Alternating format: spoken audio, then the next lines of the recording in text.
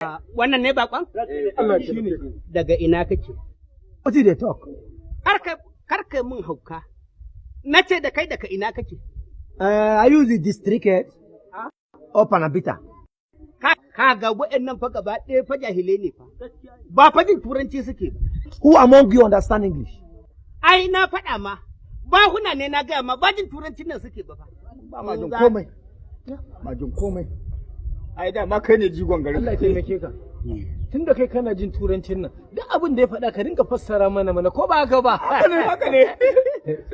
Ai abin sai imin ya ba. Gaji kuma ga fassara ba. Kuma turancin nasa ma fa ba fa ɗan Amerika yake ba. Daga jin turancinsa a Burkina Faso koyo turanci. Ya gano ko ba haka ba ne? What did they talk? Ka ji fa abin da na gaya muku. Ashe a nan tota yi karatu da nasarawan lafiya. Abin da nake so da kai. Maza ka je ka kirawo min headmaster da malam Ɗanladi. Su zo mu raba abin. Ni ina ji su suna fasara. An gama ka rage wa kanka nauyi. Wannan ita ce mafita. Kwarai. Dama in jaka ta yi wa ta rage wa kanta nauyi Allah ke mutu. Nyamuri. Idan ni bidigo zama. Sai dan gwam.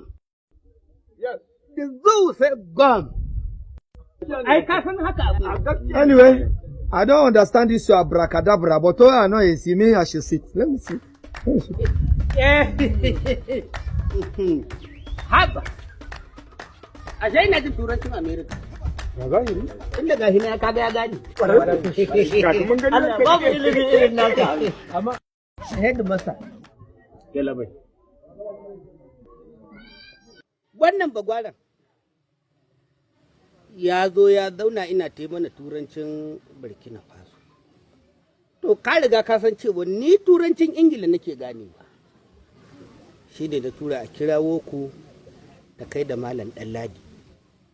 Ku tambaya mana shi abin da yake faɗa. Sai a gaya wa su sauran jama'a. Yawwa, kar zo tafi ba a gane me yake nufi. Yau ƙarya ta ƙare. Ƙaryar waye ta ƙare? Allah ya taimake ka. Ƙaryar shi wannan bagwaran mana. Tun daga headmaster ga malam Ɗanladi, an ƙarya turanci ta ƙare. Allah ya taimake ka. Magana fa ta kare. Thank you very much. Thank you very much. Thank you. Wato ina dama bukatar rana irin wannan ta zo.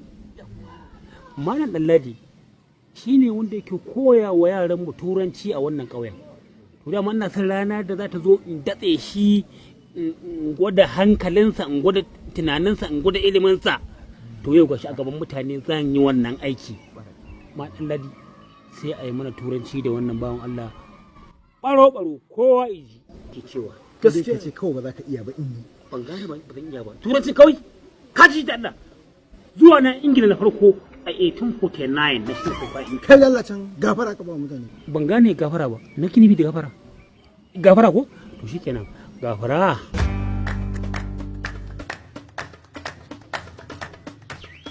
Ibne. Welcome. Yeah, well done. Yeah, what's your name? Good. Thank you very much. My name is Mr. Peter Chinedu. So I've been transferred here to teach in your primary here.